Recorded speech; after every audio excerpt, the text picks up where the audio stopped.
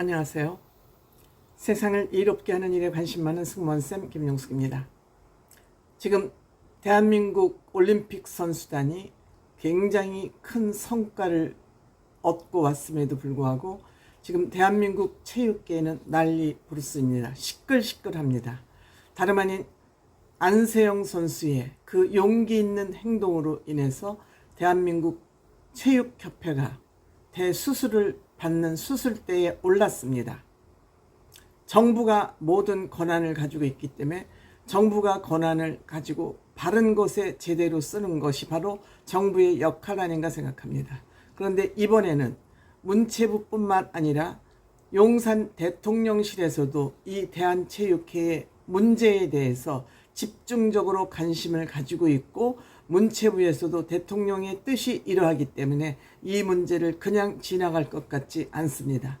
지금 이기흥 대한체육회 회장이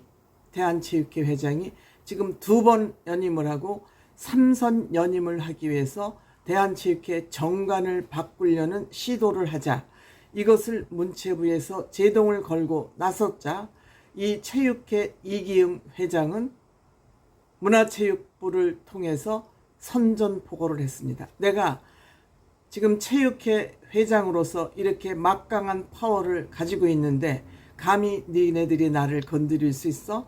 나의 3선을 반대할 수 있어? 하고 맞짱을 뜨려고 그랬는데, 당연히 정부가 권한을 가지고 법을 가지고 이 체육회를 들여다보면 그동안 얼마나 많은 돈이 여기 들어갔냐 하면은요, 연간 대한체육회로 들어가는 돈이 약 4,200억이라고 합니다.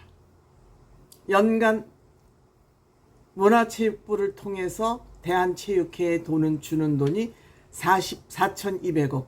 이 4,200억은 문화체육부 전 예산, 그 체육과 관련된 동네에 체육공원을 만든다든지 대한민국 모든 체육과 관련된 예산이 1조 162억 원이라고 합니다. 여기에 무려 40%를 대한체육회가 예산으로 가져다 쓰고 있는 것입니다. 이렇게 많은 예산을 정부로부터 받았기 때문에 이 예산을 과연 어떻게 썼는지, 이거를 정부에서 감사를 하기 시작하면 이제 이 다음은 형사건으로까지 지금 넘어가게 되어 있는데, 이거 감사를 받지 않고 다시 3선을 해야 이 권력을 또 쓸 수 있기 때문에 여기에 버팅기기를 하고 있는 것입니다. 그런데 이번에 파리 올림픽에 파견이 되면서 이 선수단도 그렇고 전체 선수단 임원단이 최소 인원으로 갔습니다. 총 261명, 선수 144명에 임원이 117명이나 왔습니다. 선수는 조금 가고 임원은 많이 가고, 선수는 조금 갔는데 메달은 무려 13개를 따서 8위를 했고, 대한체육회에서 예산하기에는 임원은 많이 가고 선수 숫자는 적으니까 금메달 5개에 15위를 예상하고 갔는데, 여기에 우리 선수들이 선전을 해서, 특히 양궁이 선전을 해서 금을 13개 8위를 하고 왔습니다. 그런데 선수 인원은 가장 작게 가면서 예산은 다른 올림픽보다 2배 가까이 더 많이 쓴 겁니다. 인원 줄고 예산 2배 가까이 썼으면 거의 3배 예산을 썼다, 우리가 이렇게 역으로 평가할 수도 있을 것 같습니다. 2020년도 도쿄올림픽에 49억 5,900만 원을 썼는데 이때 선수단이 354명이었습니다.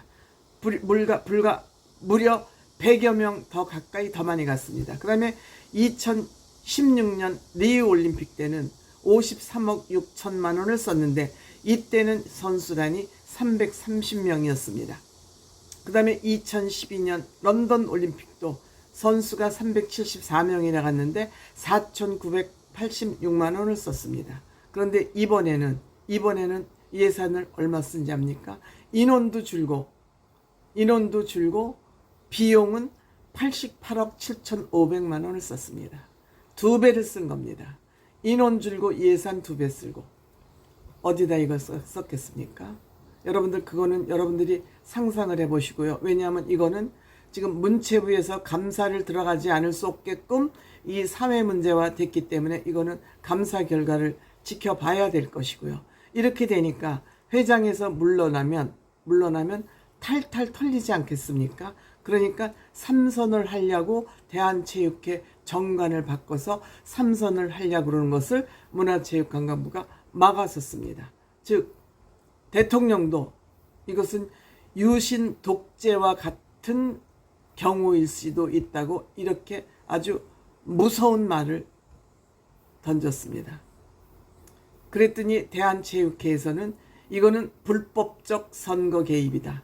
즉 대한체육회 회장을 뽑는데 불법적으로 대통령실이 나서서 선거 개입을 하고 있다. 이렇게 들이받은 겁니다. 이렇게 내부적인 갈등이 있자 8월 13일 날 선수단 해단식을 하는데 이것을 임의로 취소까지 한 겁니다. 대한체육회 회장이 안세영 선수가 폭로를 하고 문체부가 이 문제를 들여다보겠다고 조사를 하게 하자 이제 항의를 한 것이죠. 나는 해단식도 제대로 안 해갔다. 그러면서 이번 우리 선수들이 이렇게 엄청난 결과를 영광을 안고 있음에도 불구하고 안세영 선수 때문에 이 선수들의 영광스러운 시간을 다 빼앗아갔다 하는 그런 비난을 하는데 이런 비난은 옳지 않습니다. 우리가 이렇게 선수들이 큰 영광과 결과물을 갖고 왔기 때문에 안세영 선수가 이런 얘기를 했을 때 정부도 움직이고 대통령실도 움직이는 것입니다. 경기 지고 왔으면 이런 일 못합니다. 선수단도 적게 갔는데 이런 엄청난 결과물을 알고 왔기 때문에 선수들의 목소리가 국민들에게 메아리쳐서 울려 퍼질 수 있었던 것 같습니다. 또한 이번에 알려진 사실인데 이 갈등 중심에 용산이 있다고 그랬습니다. 근데 이 용산에는 시민사회 수석 자리가 있습니다. 시민사회실이 있습니다. 그것은 민간대 시민단체들하고의 대통령실과의 과교 역할을 하는 것이 시민사회 수석실입니다.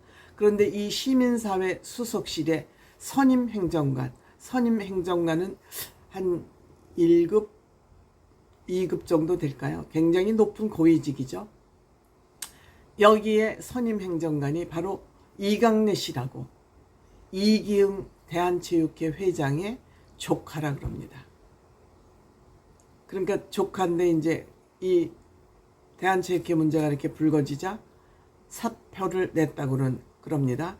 그래서 문체부에서는 이렇게 4,200억이라는 예산이 대한체육회로 내려가니까 대한체육회 회장에게 이 돈을 체육 관련된 생활체육이건 뭐건 돈을 받아가기 위해서 모두 이 대한체육회 회장에게 아부 내지는 마피아 집단이 되지 않고는 여기에서 예산을 받아가는 것도 쉽지 않기 때문에 유인촌 문화체육부 관광장관은 이 돈을 각 지방자치단과 지방단체와 또한 체육별 배드민턴, 탁구, 양궁 다 있지 않겠습니까?